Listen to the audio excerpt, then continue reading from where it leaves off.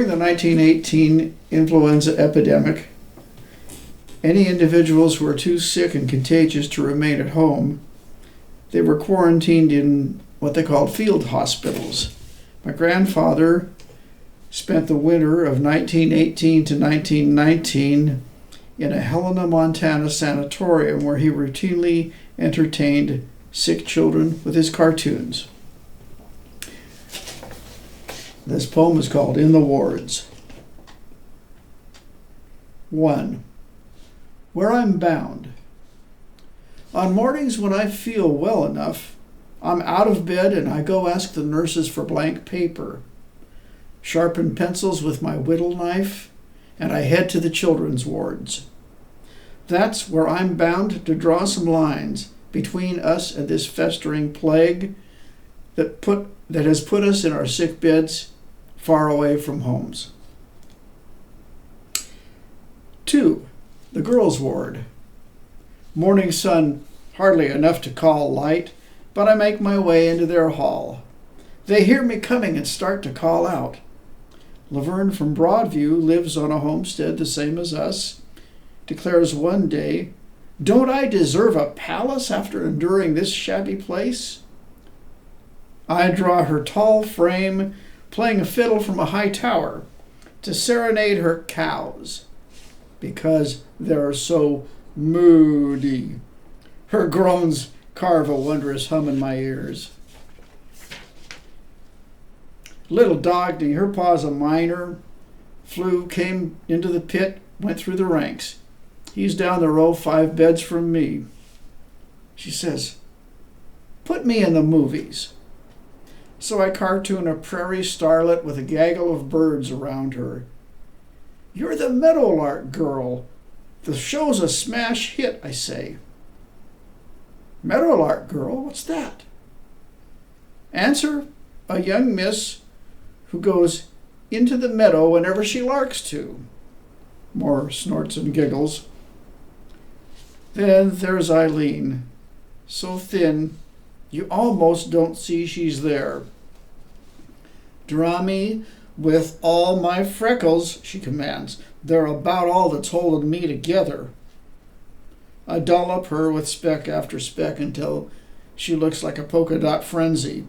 Then sketch her holding a bottle of Old Scout spot remover. It's a joke, and right away everyone has a big old laugh. But Eileen's eyes, they follow a different path. She's a fighter, for all that's worth here.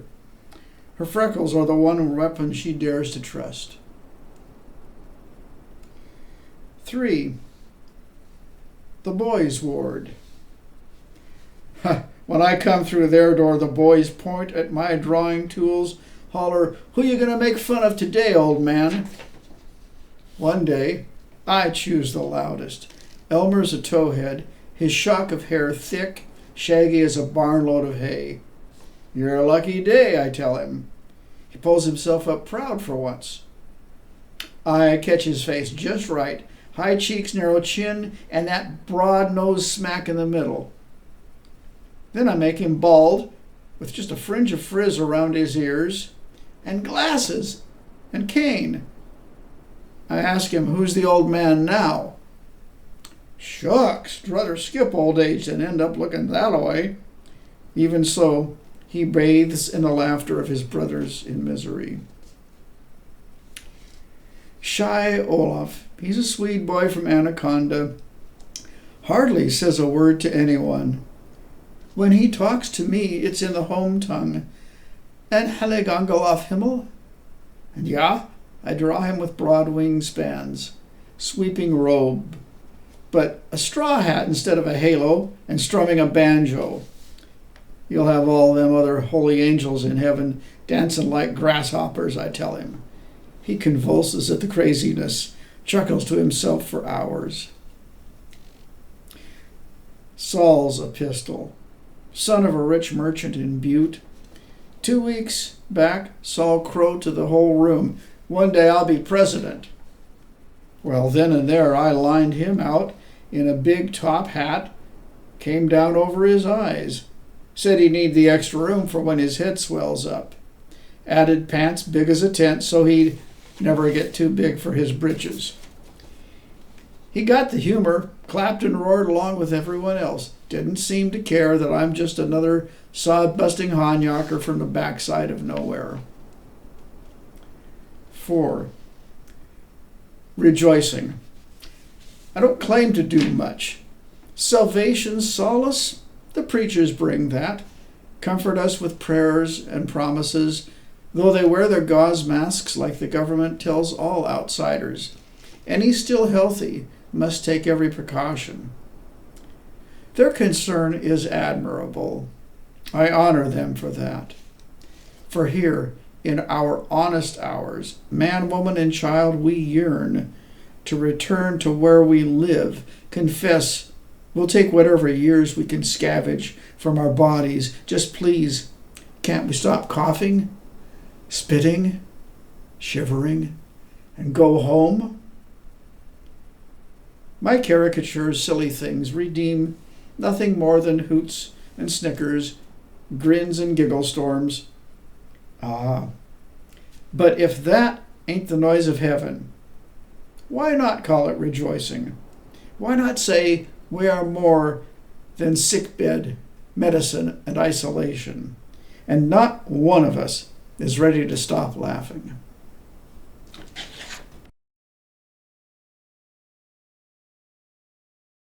I've always known that my dad, I can't remember when I first learned it, but I knew there was no grandpa around in that family. I had a grandmother and an aunt. Then my dad told me that, he remembered playing with his father when he was a little boy. Things like they would wrestle on the floor and he would jump on him and his mother would scold him because you're hurting him. And Ernest, my grandfather, would say, no, we don't have much time. He can do whatever he wants because there was cancer. Mm-hmm. But then in between that was the influenza. They came and got, and this was done all the time. They said, if you stay, if we don't remove you from your home and your community, you'll infect those you love.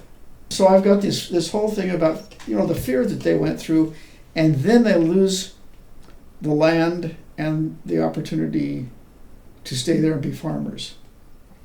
The good thing is, had they kept that, my father would have been born in Montana. I probably would have been born, for some version of me, would have been born in Montana. And I'm not sure I like the way that story ends. But, so, fast forward. I'm 5 or 6 years old, and you know this, I started drawing. I can't remember when I didn't have a pencil and wasn't drawing. And I remember my grandmother and my aunt and my dad, well, not my dad, my grandmother and my aunt and somebody else from the family saying, well, look at that, it's just like his grandpa. And then as I grew up, I was told over and over that my grandfather was a cartoonist.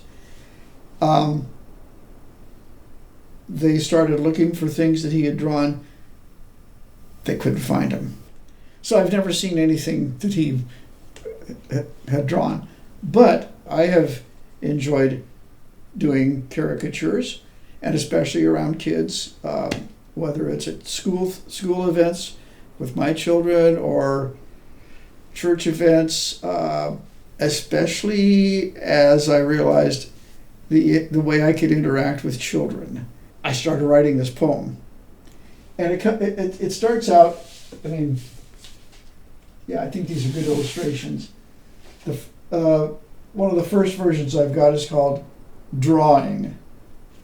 One of my versions, I not only talk about my grandpa in the wards drawing these kids, but I go, well, we got to have 2 die.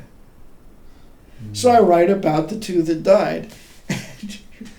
And your mother goes, Dad, we already know some of these kids are going to die. This is not, we don't need this. And she was really right on something. If I'm going to talk about the redemptive power of joy and laughter and connecting by sharing ways to affirm each other, Right.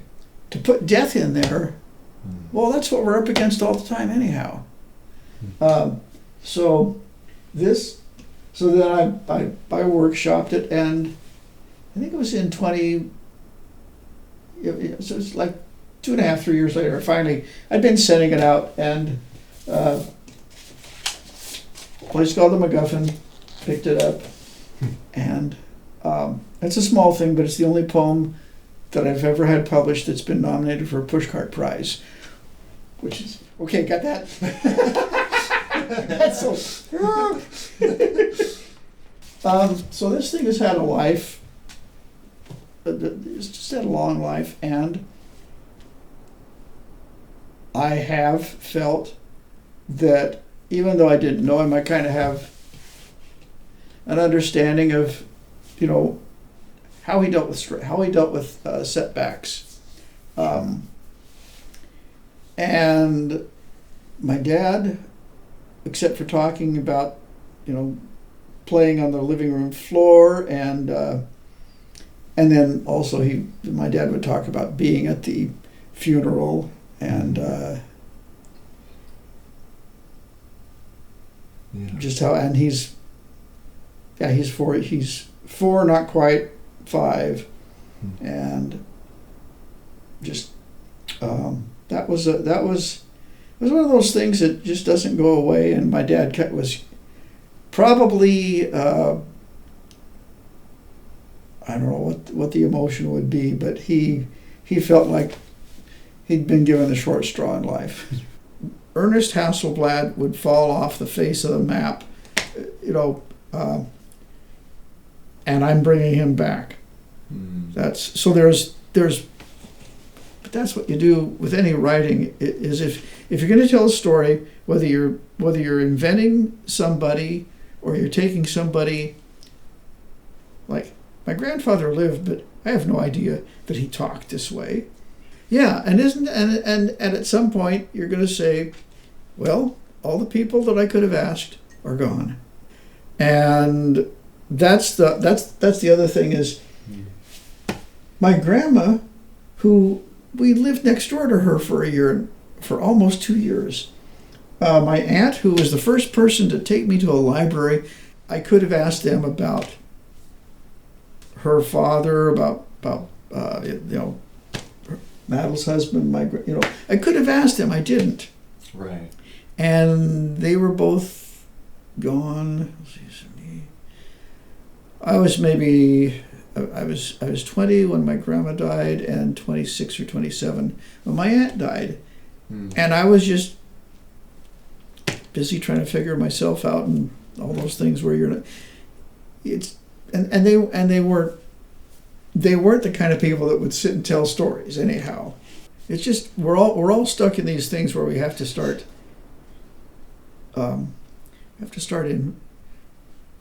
inventing. We start, and that's the whole storytelling thing. We're all storytellers because we're made from story. Is my theory. I love that. Yeah. That's